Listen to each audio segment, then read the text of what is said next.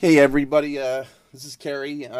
Just wanted to make this little video to help out with some people who are trying to use the iPad to connect to the Studio Live through a PC and not a Mac. I've been kind of waiting a long time and was looking on a lot of videos, and there was a lot of tutorials on how to use the iPad to connect with a Mac connected to the board, but only and I only found one video that actually showed a guy using an iPad to connect through a PC, but he was using a router to configure it as well, and that just didn't seem really practical, especially, it just seems one more piece of equipment. Well, there is a way you can actually connect the iPad to the PC without the use of a router, and that's setting up an ad hoc or a peer-to-peer network.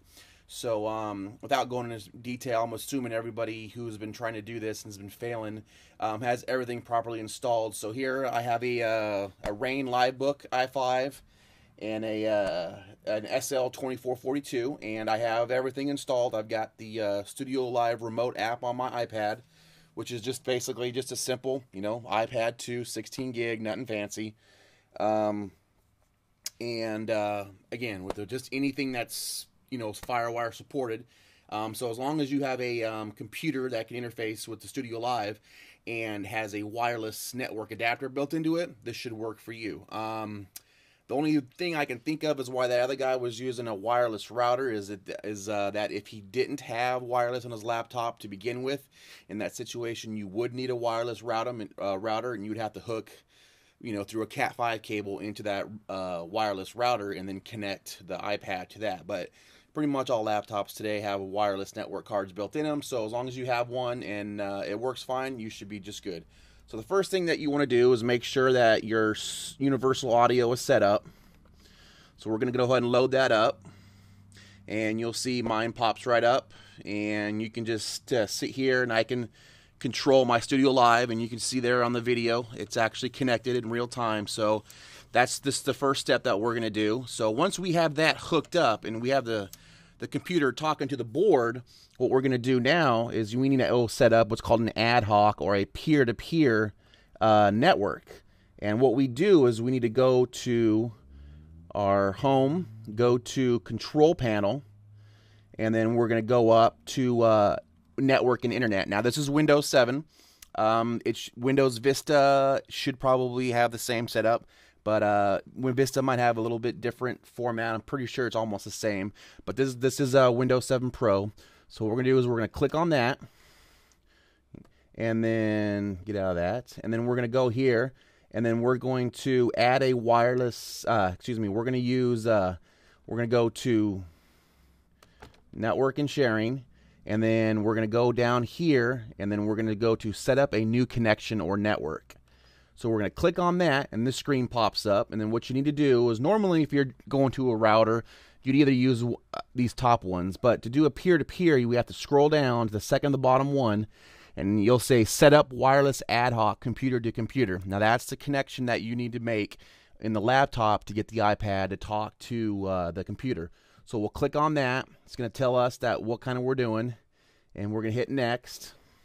It's going to ask us to make a network name. For me, I'm just going to go ahead and just put iPod, since that's basically what I'm going to do. It gives you an opportunity to use some type of security encryption. I highly advise to do that, but in this situation, I'm just going to put none, so I just don't have to worry about doing that. And definitely click on Save This Network, so it'll be there in your internet browser when you punch it up the next time. Hit next. It's going to set up the connection, and that's pretty much it. On the configuration, we're just going to hit close, and then we just go down here to your wireless connector. Click on that once, and then there's the connection we just made, and it'll say waiting for users. Now when it says waiting for users, it's waiting for other computers around here to hook up to it. So we're going to go ahead and get into our iPod. So here, everything's pretty much set up already. I'm going to go, first thing I want to do is I want to go to settings on the screen, and then I'm going to go to network. Now, sometimes it might take a couple minutes for it to do it, but right now it says Linksys, which is my wireless router for internet upstairs, but we need to change that. So we're going to click on that, and sure enough, iPod shows up right there. So we're going to go ahead and click on the iPod, and then we'll notice on the computer it now says connected. So basically our iPod is now connected to the computer. We can go ahead and exit out of that. Then we can just go over to the Studio Live remote app. Go ahead and click on that. And here, again, automatically comes right up. Studio Live gives me the IP address. Click on that. We're going to hit connect. And it might take a little bit of time for it to actually get going.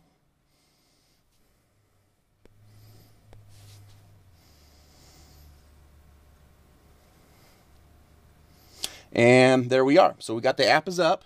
So the best thing we can do is I'm going to go ahead and close out of this. I'm going to go ahead and bring up the Studio Live interface. And as you can see, as I start moving the faders up and down, you'll see the faders on the computer. There, moving channel 3. You know, I can hit the mute buttons. I can mute them across. You know, mute all of them as it goes.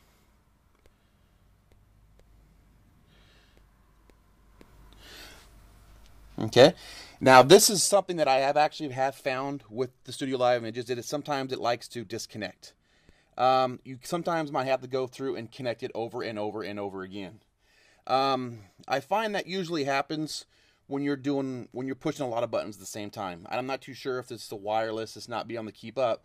But if you're just controlling simple things like a fader or something like that, or whatever, you know, you should be no problem. As you can see, I'm still connected, but sometimes when you kind of go through and hit a lot of buttons at the same time, you know, it'll kind of like crash on you. That's kind of bad live. Obviously, the Studio Live will not, if the computer goes out, the Studio Live will still actually work itself. But I've actually had one crash. And that's pretty much it. Right now, I can just walk all over the place. I'll walk behind the camera, and you can just see I'm going to be continually just changing some of the presets on here. Just watch the sliders on channel 1 through 5, and I'll just move them up and down. And you can see I'm perfectly connected. Couple mutes. I can actually go through and bring up my gate and my compressor. It won't come up on that computer screen, but it comes up on the iPod. You have to physically go through and hit the top buttons on there. Right now I'm in the fat channel mode, so I'd have to actually go up to the fat channel mode right here, and I'm on channel 1, and then now you'll be able to visually see me adjusting the display as we go up here. Like I can turn the expander on, I can adjust the attack and release, and you can see how I'm changing that. And if you can see it right there on the side of the board, you'll see the board moving as well. So again, you know, it connects perfectly. You can just see how I'm doing that. Again, you have to change the settings. If I wanted to go through the general EQ, I'll have to go down on the bottom here and just go to graphic EQ, and then I'd have to change the actual setting on here. Go to graphic EQ, hit ganged 1 and 2, and then I can just go ahead and just take my marker and just sit there and just adjust all the settings I want. See that? So I'm perfectly linked. No problems. Go ahead and flatten those both out. And that's pretty much it. There it is. So, like I said, hopefully people will, who've been finally waiting for a tablet version or a non-iPad version of the software to come out. I've been waiting for it. I don't know if PreSonus is just going to drop the ball on that. But right now, so far, the only tablet that supports this is unfortunately the iPad. And, you know, if you're a PC guy like me and, you know, don't really own much Apple stuff, you know, it actually works. The Wi-Fi is pretty much universal between Macs and PCs. And that's pretty much it. So if there's any people out there that were just kind of like wanted to do this but didn't want to buy an iPad, well, there you go. It works. And thanks for watching, and thanks a lot.